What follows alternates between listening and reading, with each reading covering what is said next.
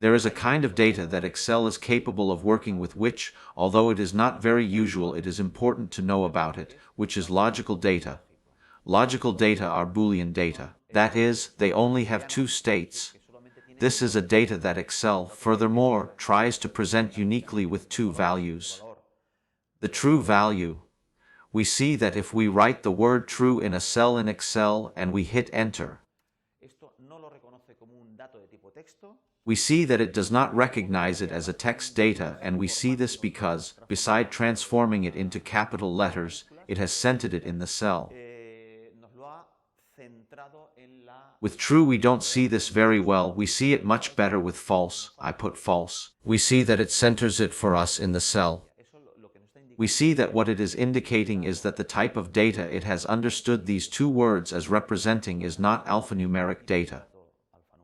We would have to introduce some variation of the word or put an apostrophe before it if we wanted Excel to recognize it as an alphanumeric data, rather than as logical data, a Boolean type data.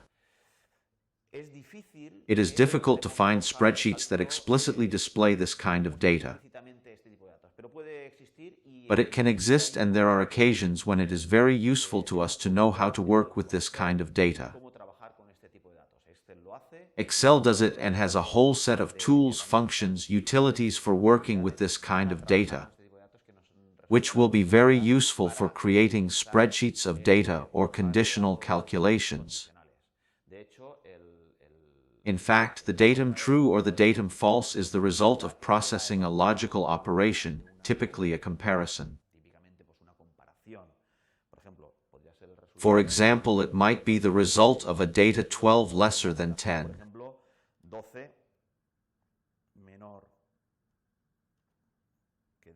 12, the comparison operation between 12 and 10, since 12 lesser than 10 is logically a false result. And Excel shows us this when we enter this logical expression in a cell. Excel, like with all expressions, like all formulas, it evaluates it and tells us the result. Since this is a logical operation less than a comparison, it will give us a unique result that can be either true or false.